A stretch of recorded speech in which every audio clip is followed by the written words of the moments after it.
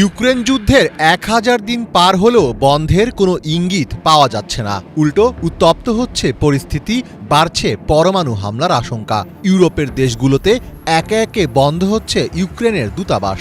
একদিকে রাশিয়ার বড় আকারে হামলার প্রস্তুতির গুঞ্জন, অন্যদিকে আতঙ্কে থমথমে ইউক্রেন। পরিস্থিতি যেদিকে মোড় নিচ্ছে তাতে সংঘাতে আরও অনেক দেশের জড়িয়ে পড়ার শঙ্কা বাড়ছে, আর সেটা তৃতীয় বিশ্বযুদ্ধ ডেকে আনতে পারে বলে মনে করছেন প্রতিরক্ষা বিশেষজ্ঞরা। ইউক্রেন দূরপাল্লার ক্ষেপণাস্ত্র ব্যবহার করে রাশিয়ায় হামলা চালানোয় ওয়াশিংটন ও মস্কো মুখোমুখি লড়াইয়ে নামতে পারে বলে আশঙ্কা করছেন অনেকে।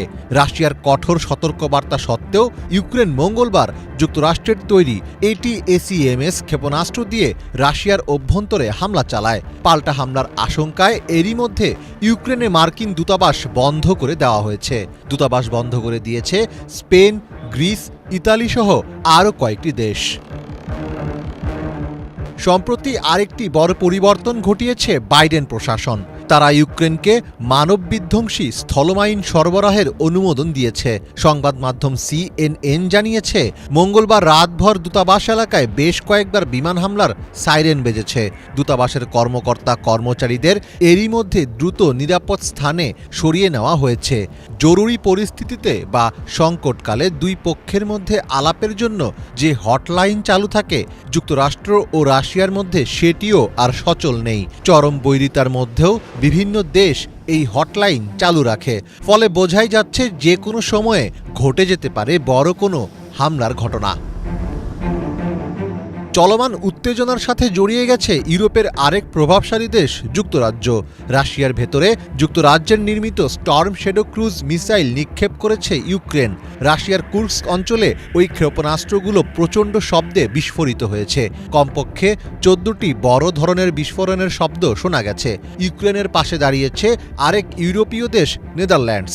শেষ খবর পাওয়া পর্যন্ত ইউক্রেনের সৈন্যদের যুদ্ধের প্রস্তুতির জন্য F-16 বিমানের প্রশিক্ষণ দিচ্ছে দেশটি। ইউক্রেনকে সহায়তা করছে ডেনমার্কও। যুদ্ধের জন্য কিয়েভকে দূরপাল্লার ড্রোন ও মিসাইল সরবরাহ করছে দেশটি। যুক্তরাষ্ট্রের সম্ভাব্য হামলা মোকাবেলায় এরই মধ্যে প্রস্তুতি নেওয়া শুরু করেছে রাশিয়া। তেজস্ক্রিয়তা সহ নানা ধরনের হুমকি থেকে রক্ষা পেতে ভ্রাম্যমাণ আশ্রয়কেন্দ্র নির্মাণ শুরু করেছে দেশটি। KUBM নামের এই আশ্রয়কেন্দ্রটি 48 ঘন্টার জন্য সুরক্ষা দিতে পারবে মানুষকে। এর একটি কক্ষে সর্বোচ্চ 54 জন আশ্রয় নিতে পারবেন।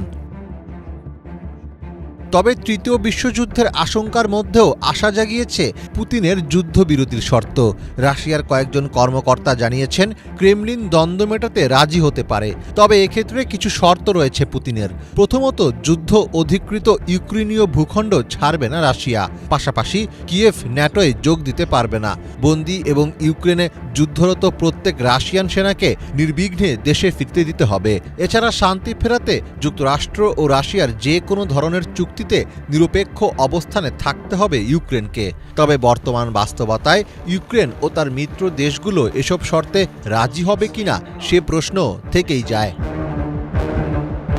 মীর ফজলে রাব্বি, বাংলা ভিশন।